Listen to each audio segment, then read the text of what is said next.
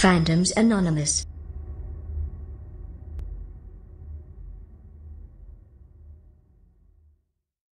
What's going on, everybody? Welcome to another episode of Fandom Talk, presented by Fandoms Anonymous, man. We're here today. It's a slow news week this week. It's raining here in Alabama. Got some thunderstorms. They put the kids out of school. But other than that, I got my man, Jeremy Branch from Be Terrible Productions on the line. What's going on, Jeremy?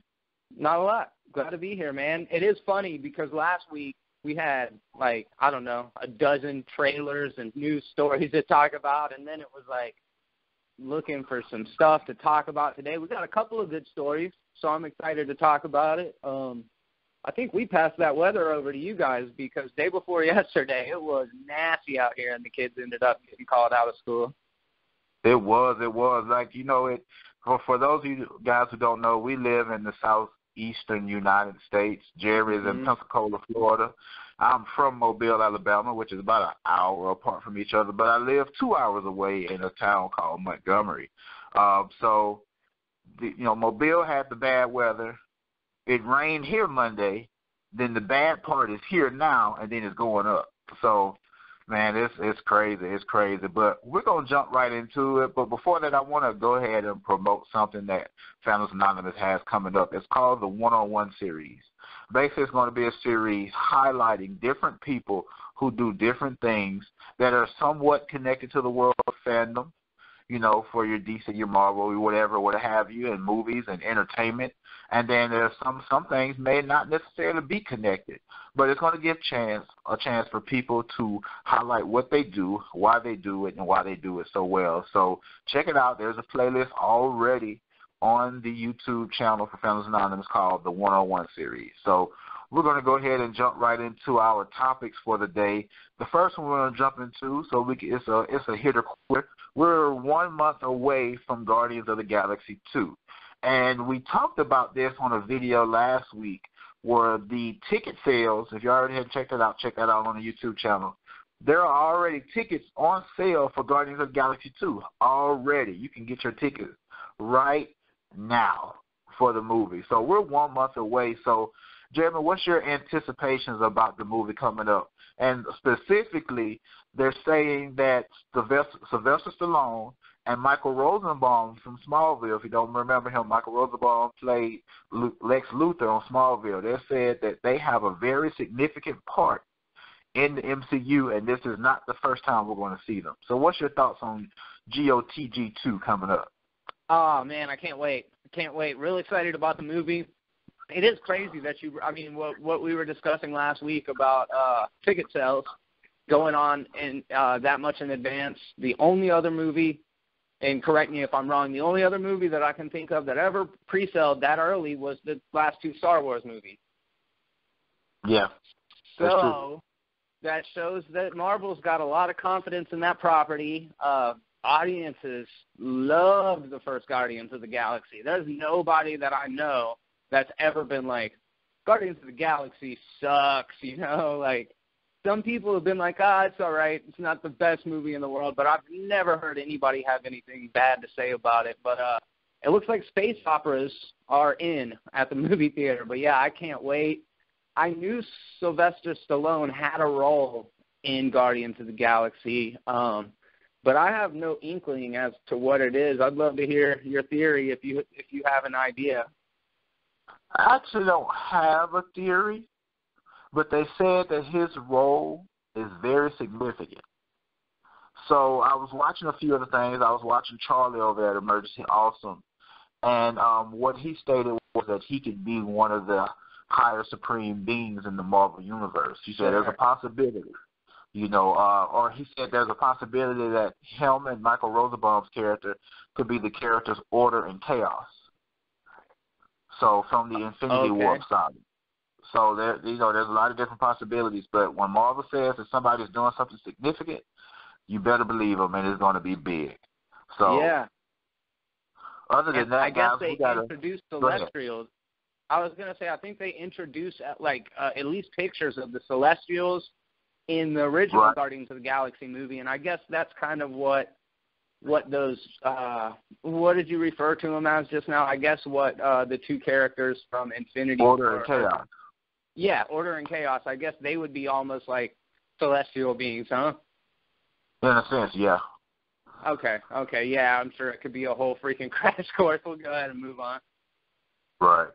So, as far as the next topic, what we got going on is Joss Whedon has just been penned to do a Batgirl movie. Now, as you all know, we love all of these properties. We're not a hater of any of them. We just want everything to be great. Mm-hmm. So to hear that there's a Batgirl movie coming out, it piqued my ears. Like, okay, so we don't have an established Batman. Even though we have Ben Affleck, that's kind of rocky right now. All these other movies are kind of rocking back and forth. We don't know what's really going to go on. A lot of this stuff is just not in line. So why are we continuing to name movies? Why are we continuing to put out? It's like every week we get something else. It seems like every week, but it's like it's so often that it seems so often that we get something else announced saying that there's going to be this movie, there's going to be this movie, there's going to be this movie. So it's like, where's the direction? What's really going to happen? So, Jeremy, what do you think about this Joss Whedon Batgirl movie? Well, you know, me and you and Kevin discussed it before about the whole premise of just announcing movies that they don't. We need to see the foundation. We need to see the frame before we put the shingles on the roof. Like, there's no reason to keep on building when we don't have a solid foundation. I mean, I think that that's the biggest takeaway from it, and you nailed it. Now, I did hear, and we've even touched on this before, that there's some sort of reconfiguring going on behind the scenes with everybody over at Warner Brothers, and that they've kind of got a new vision for the direction that they're taking things. So I don't know. I mean, we could be cautiously optimistic. I mean, there's nothing wrong with, like you said, wanting the best out of these movies, but with the volatility of Batman right now, I mean, you said it. It's like, do we need a Batgirl in the DC universe without Batman? I don't know if we do. It's hard to say. And then plus, Barbara Gordon is one of these characters that has a very controversial, should I say, backstory, especially when she became the Oracle in The Killing Joke. A lot of people didn't necessarily like the way that was handled. And then, you know, they relaunched her back in like 2011 or something like that to a more kind of hipstery New York version of Batgirl, and I think people like it pretty good. But I don't know, man. Let me see Aquaman first. Let me see Justice League first, and then I'll get back to you, because as of right now, they're announcing a movie every other week, like you said, and half of them never make it off the ground in the first place. So we could very well be hearing 2 weeks from now, the movie's been scrapped, the movie's been canceled. But I got to ask you, man, because, and I hate to talk celebrity gossip. It's not my thing normally, but do you feel like this is like a passive-aggressive jab at Marvel from Joss Whedon, even if he doesn't really intend on doing the movie? I don't feel like it's a jab. I feel like he's a writer. He's not contracted to just be with anybody. Sure. He still has a family to provide for. So if somebody wants him to write Come on, Malcolm. I think he's probably doing all right. You know what I'm saying? So it's like, hey, if somebody wants him to write, you pick up another job, you do it. Mm-hmm. You know? That's my opinion. I don't feel like it's necessarily nothing against Marvel, because he still does stuff for Marvel. I agree with you, man. They're all guns for hire. It's not like loyalty to one studio over another. They all try to work around. I mean, you have people who do comic books. They might be writing something for DC, but they might be illustrating something for Marvel. Good point. You know, so it's all about the job. If the job tells you to go here, you go do that there. If the job tells you to go there, you go do that there. But I got a point that based on what you just said not too long ago. You said I haven't even seen Justice League yet. Let's scale that back. We haven't even seen Wonder Woman yet. Yep, no doubt. So we got 2 DC movies from this DCU universe that's slated to come out this year. And it's like I said, we keep getting more and more movies named. I feel like the movie that they have the most confidence in, and I don't know why, is Aquaman. Because like we said last week, you've yet to hear anything negative, any negative press about Aquaman. All of our negative press has been coming from The Flash and, the Justice League movie. It's kind of too late for the Wonder Woman movie. It's already headed out. I heard very small rumors about the Wonder Woman movie. Nothing that I would say is substantial, but I did hear that the script was a mess and that the storytelling was kind of all over the place in Wonder Woman. However, most people seem to be very optimistic and enthusiastic about that one, so we'll see how it goes. Yeah, I personally feel like Wonder Woman is going to be good. I like the trailers, but as we all know, we've had some great, amazing trailers, like you always say, Jeremy. Yeah. The trailer was amazing, but when I got in that theater, it was bombed. Yeah.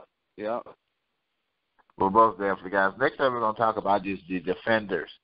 We got a little teaser trailer yesterday with Iron Fist, or as we call him, Aluminum Fist, Daredevil, Luke Cage, and Jessica Jones all in the elevator. And it was a little teaser of all four of them together, and it was like footage from a surveillance camera. And when the time ended on the surveillance camera, it exposed the date that Defenders is going to premiere. So Defenders is slated to premiere on August 18th of this year. So you got to get ready for Defenders. They also announced that Jessica Jones is starting production this week for Season 2 as well. And Daredevil Season 3, they stated, is coming sooner than we think. So it's a lot going on in the Netflix TV universe, but what are your thoughts about the Defenders, Jerry, and specifically your thoughts after the events of Iron Fist? Oh, man. That Defenders trailer teaser, it really didn't do much. I'm not even going to say for me, it just really didn't even do much. They got in the elevator. They rode up the elevator. Jessica Jones saw the surveillance camera, and she goes up and punches it, and that's the entire trailer. I want to say it's about 15 seconds long. That was pretty good observation of you to make out the date and the surveillance footage time. I didn't even notice that thing was keeping time, so good eye there.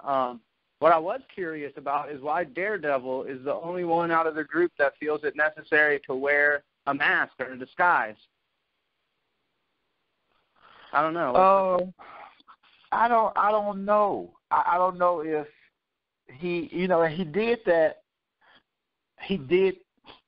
I don't know.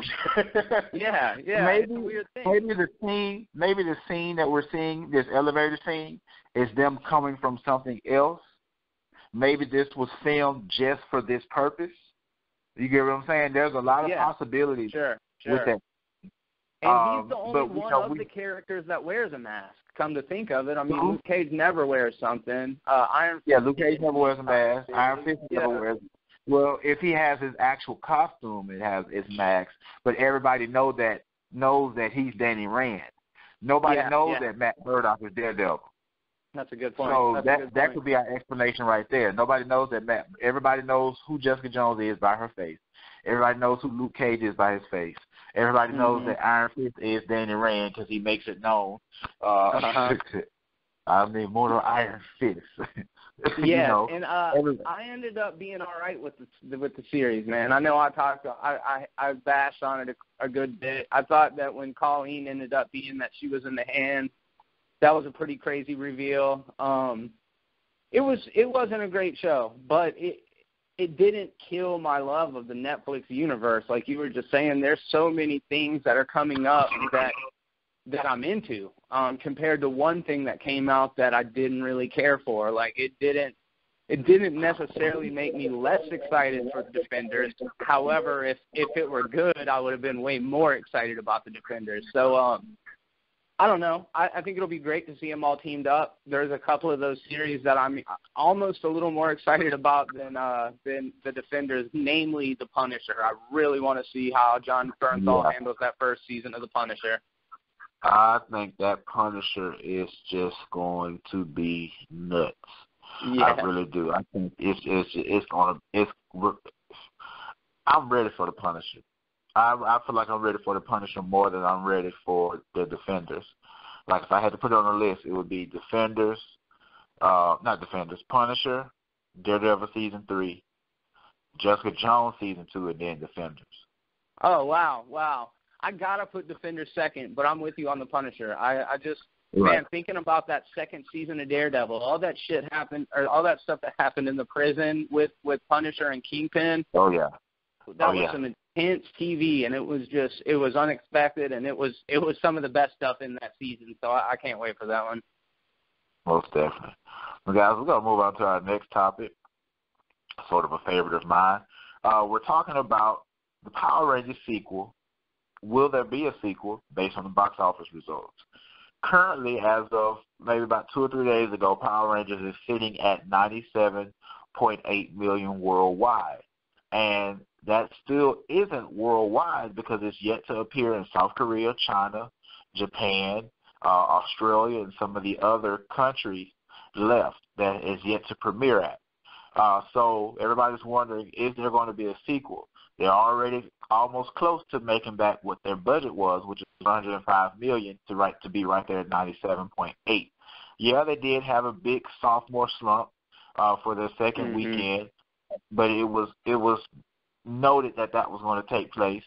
You know, it's a movie that a lot of people know. It's a property that a lot of people know, but for the average moviegoer, it's not something that they were jumping up at the opportunity to go see. So do I feel like that there's going to be a sequel? I personally do. I feel like they're going to go ahead and push forward and go ahead and do it. We're talking about Lionsgate. Lionsgate is trying to recover from Divergent. Yeah. So Lionsgate is looking at this to be its next thing. Haim Saban, who is the creator of Power Rangers, but not the overall creator of what it is the creator of Power Rangers for America, but not Super Sentai for Japan. He's very persistent. That man is about business. His persistence and his consistency is totally unmatched. I've never seen any like it about how hard he pressed to even get Power Rangers on TV for it to be the phenomenon that it is now, to still be on TV over 25 years later. So will there be a sequel? Thinking about Haim Saban and his consistency, and thinking about Lionsgate and them trying to get back in the pantheon of good franchises, I feel like there's going to be a sequel. They stated that they already planned a 6-movie arc. So I'm excited. So, Jeremy, what do you think? I don't know if you haven't had a chance to see the movie yet, have you? I have not seen the movie. I actually am looking forward to seeing the movie. I hadn't got around to it yet. You know, we'll talk about another movie that didn't do that great considering the budget, but let's kind of focus on this one first. You brought up the actual budget of the film. You brought up the fact that we haven't seen it open in all of the foreign markets where typically an American big-budget tentpole movie like that's going to crush over in China at least, you know, probably Japan as well. So we haven't seen the actual earning potential of Power Rangers yet. If it was $105 million, and this is just rough math from somebody who's not an industry insider, but if I'm not mistaken, that means they put at least about $40,000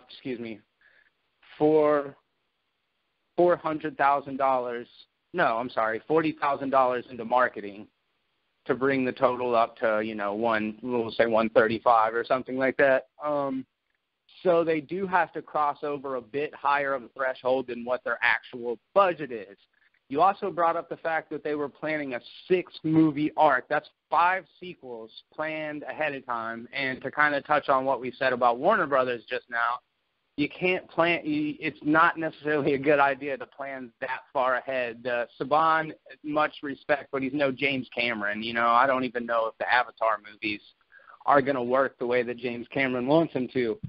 All that being said, there was a 1995 Power Rangers movie that had a pretty substantial budget there was a second Power Ranger movie, Turbo, that came out a couple years later where they dropped the budget down substantially. So where this movie was $105,000, I keep saying thousand, I mean millions. I apologize about that. But where this movie was that much, the sequels can be a little bit cheaper. And they also have toys and merchandising and all these other things that are going to make them money.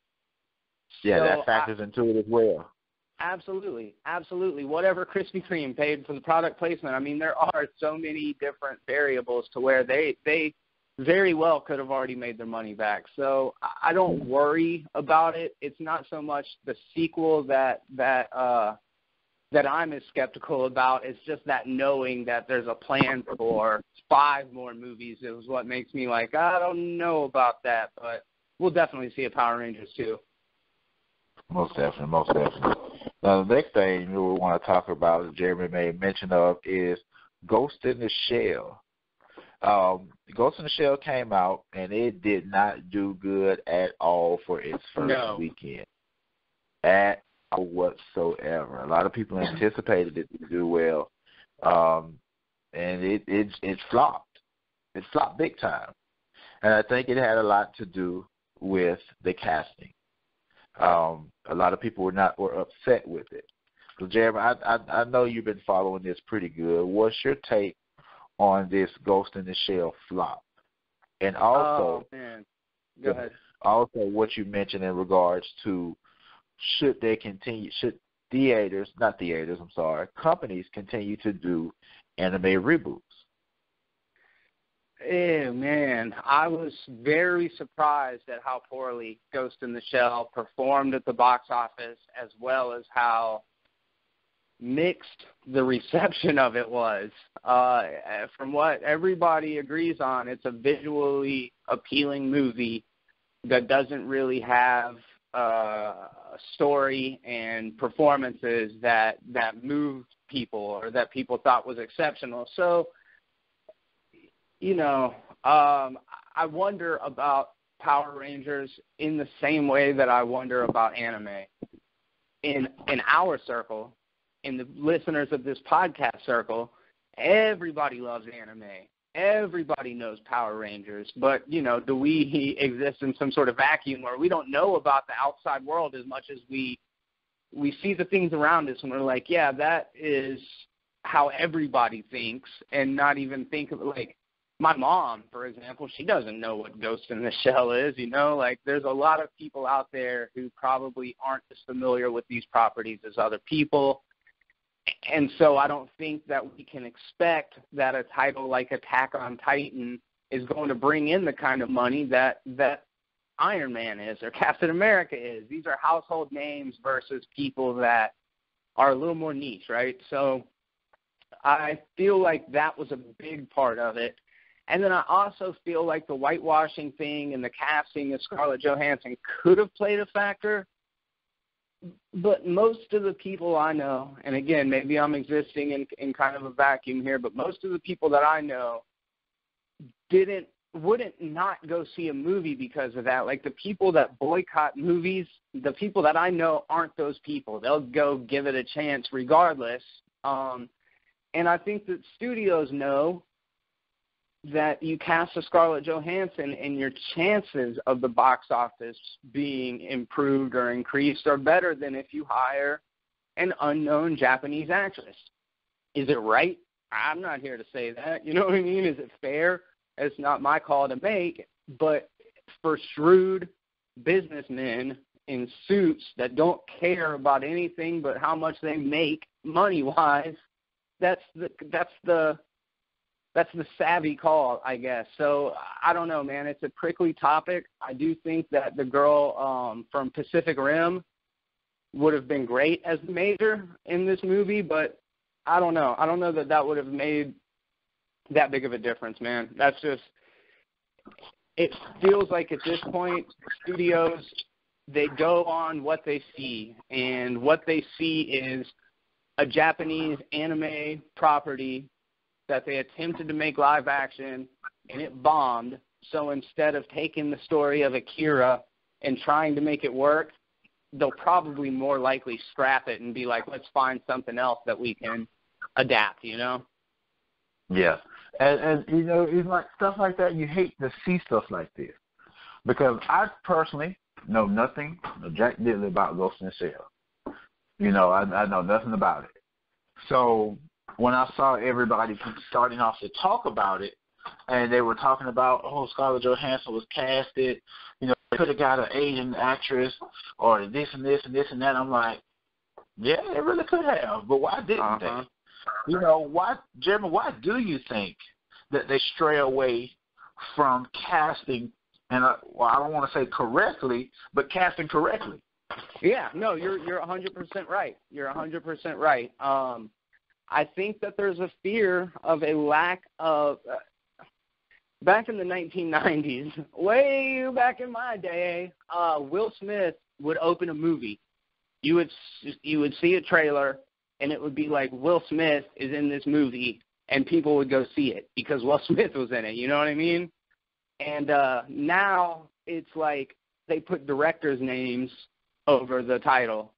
Well, back in the day, they would literally put the starring actor's name right there above the title, which is crazy because it's not their movie. I mean, it's way more the director's movie.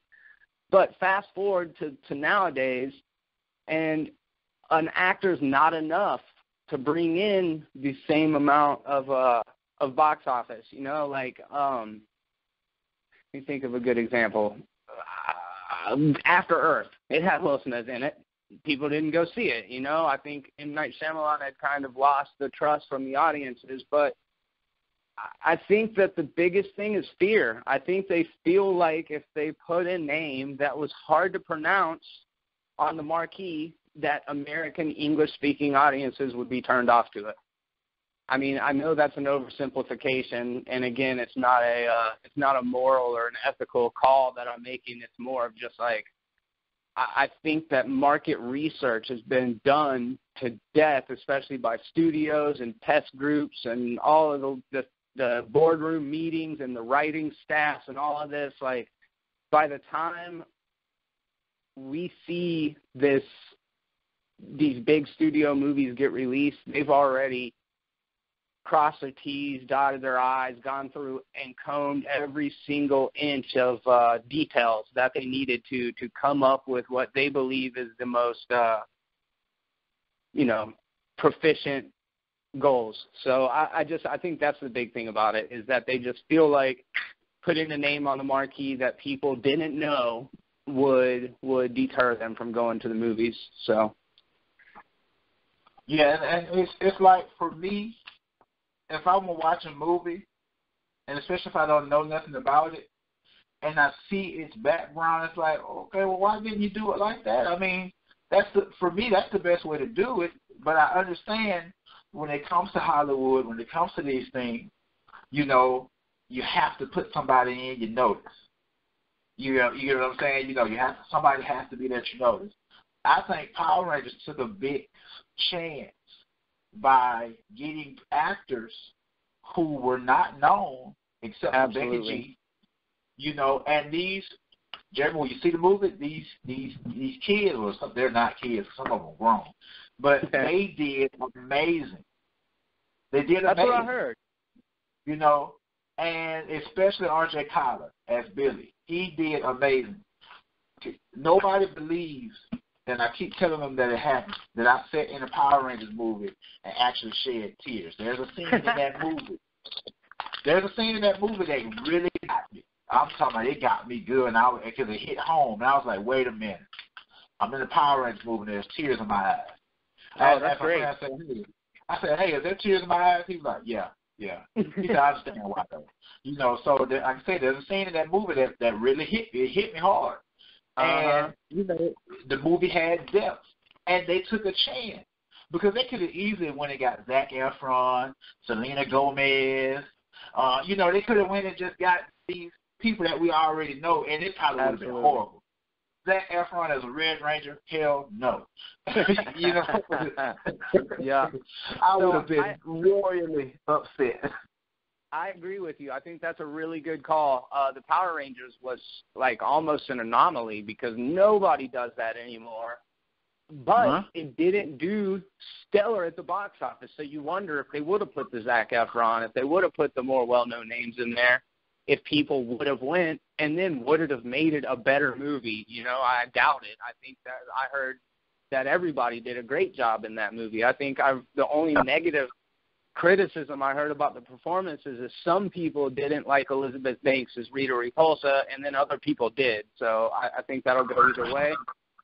But that was something big too. You know, not trying to doesn't mean to cut you off. That was something big too. Yeah. But you know, I feel like she did an amazing job for her character. I truly do. But like I said, I'm gonna digress to that. I know you were about to say something. Oh no, and you know that was a choice, a creative choice they made to change the character up a little bit, and that would be different. But I think that Marvel Studios is in a unique position that they can put in people that are not really well-known names, and still people will go see the movies. True. I don't know who does their casting, but they need a casting award. Yes, yeah, absolutely. I mean, you know, your Robert Downey Jr. was definitely a household name, but you look at a Chris Evans and a Chris Hemsworth, they weren't really breakout stars before those Marvel movies, so they're actually making celebrities over there, you know. That's exactly what Marvel is doing. Marvel has made a lot of celebrities and has caused them to branch out. You know, the last thing we heard about Chris Evans was, what was that movie, Scott Pilgrim or something like that? Yes. Mhm. So he was in that. You know, he was in Fantastic Four. You know, so but he wasn't that guy. You know, before any of this. Yeah. So you know, sometimes studios have to take a chance. Sometimes studios really just have to take a chance and go for the goal. You know, don't be afraid to step out and pick people. You know, and to make a good movie. Like I said, I just couldn't see Selena Gomez being a Pink Ranger. I wouldn't have went out. No, it just wouldn't have been right. We need somebody who can bring home the role, first and foremost. But other than that, guys, we do thank you for joining us today. Like I said, it was a slow news week this week, but we still have some good stuff to talk about. We thank you for taking the time to look at.